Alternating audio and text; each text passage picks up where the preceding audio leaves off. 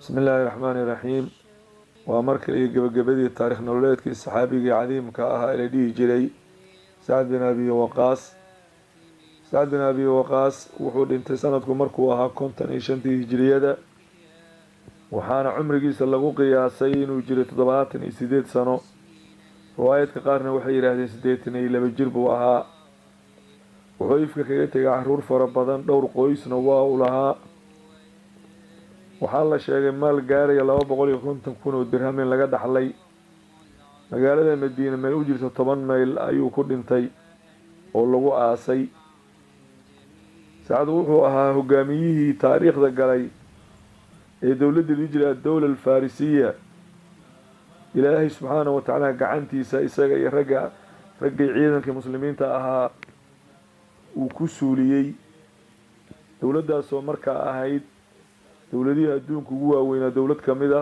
100 kun oo sanana dhisnayd waxaa la sheegay dagaaladu la galay kuugu waaweyn waxa kamida macrakatul qadisiyya meesha la yiraahdo Nahawanda iyo Jalawla waa dagaalo aad u qaraara oo iyaga muslimiinta dhaxmaray markii dambena magaalada Madain oo xaruntooda ayaa cagta la mariyay firxadkoodina ilaa daafaha caalamka ay u kala farxadeen waxna waa la qafaalay oo gacanta lagu dhigay boqorkoodina isagoo cararaya ayaa la sheegay inuu duurka ku dhintay riwaayadka qaar waxay yiraahdeen waa la dilay sida ayaa Ilaahay u khadilay guushan uu siiyay kutubta siirka waxa lagu sheegay taariikhda magaalada Madain markii la qabtay ciidanku aad bay u farxeen baa la yiri Saad uu ooyay maxaad loo yeeyay Saadow maanta Allah subhanahu wa ta'ala guusha arkaysa ayuu nasiiyay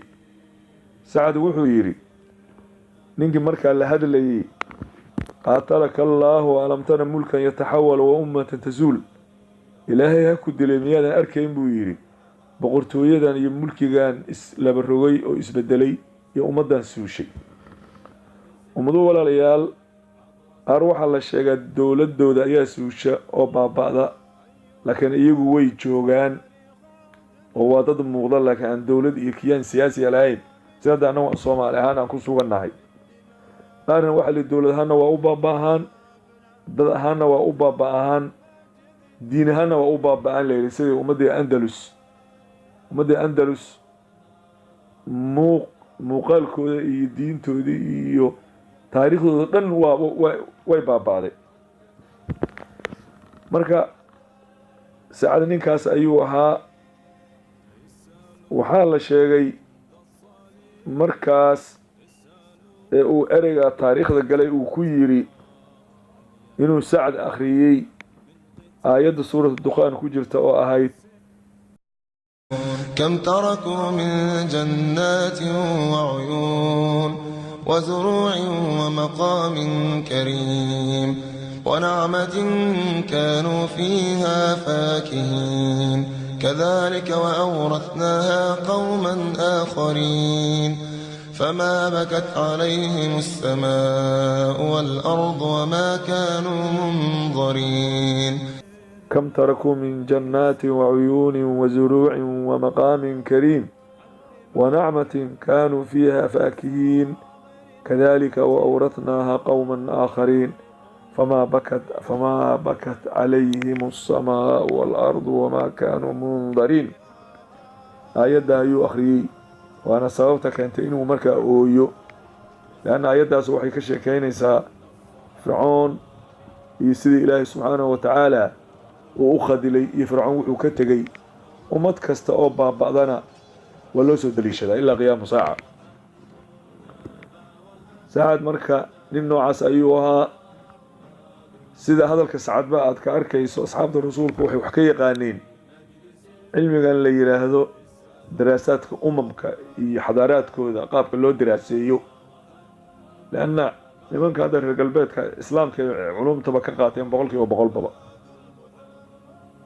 waayo wuxuu yiri Saad aduguna waad qoslaysaan buu yiri war ummadda suushamiyada arkeen inuu yiri waxaan waa cibro ummad shalay adduunka ka talinaysay oo boqorro ahaa oo saada ahaa maanta wax la qafaalay wax la dilay wax kala cararay inay noqdaan iyo wax fircay boqorkoodina uu isagoo cararaya uu duurka ku dhintay waa wax lagu cibro qaato, waa wax laysku imtixaanayo. qofku caqliga lagu garanaya isbedelka markuu dhaco sababta ka dambaysa.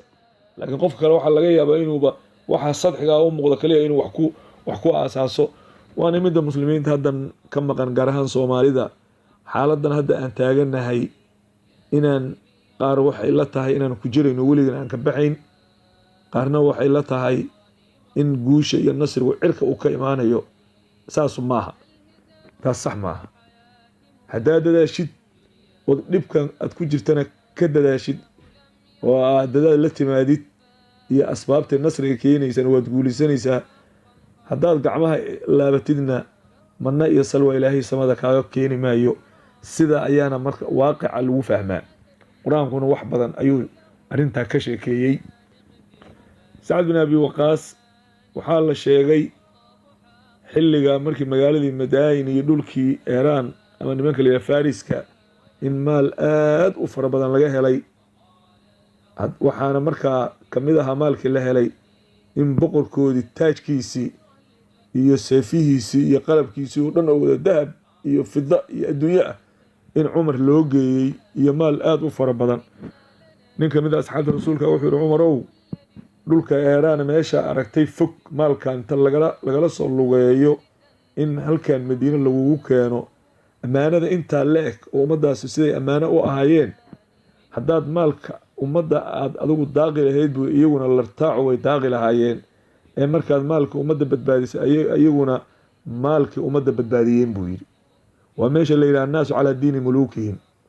marka sacad nin saas ayuu ahaa. rasuulka calayhi salaatu wasalaam aad buu u jeclaa. taariikhduna in badan bay ka sheekaysay, axaadiis fara badanna way ku soo aroortay. rasuulku mar walba wuxuu dhihi jiray, sacad waa abtigay, yaa abtigay itusaya. waa kuma ninka abtigay itusaya? sacad aniga waa kan, waa abtigay. macnaa anugu abtigay baan haystaa, abtigay baa dhinacayga jooga.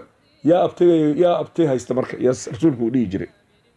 hay tuso ninkii abti haysta marka, abtigii hay tuso ayuu dhihi jiray.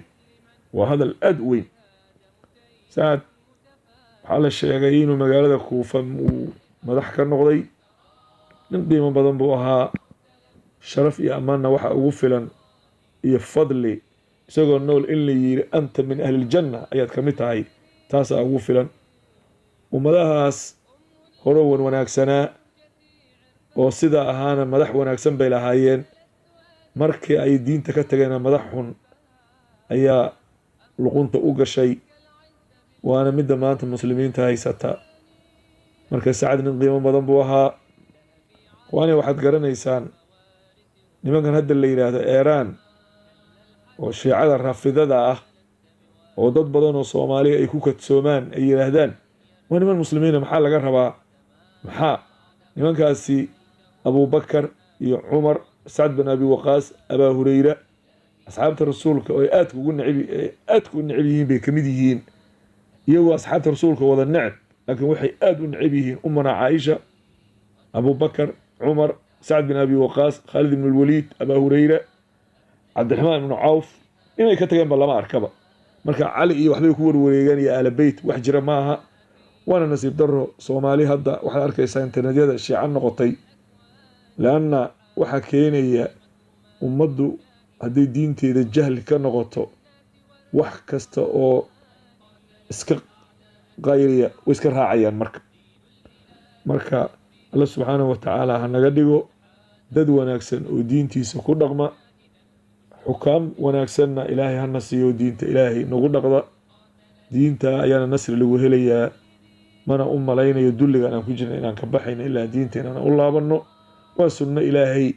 qofkii dadaalana oo dadaalkiisa waa helayaa. qofkii markaa seexdana inuu waxa uu marka jiifkiisa inaanan waxba uusan ku helayn. marka intaa ayaan hadalkayga kusoo koobaya. wabillahi tawfiiq. wasalaamu calaykum waraxmat ullaahi wabarakaatu.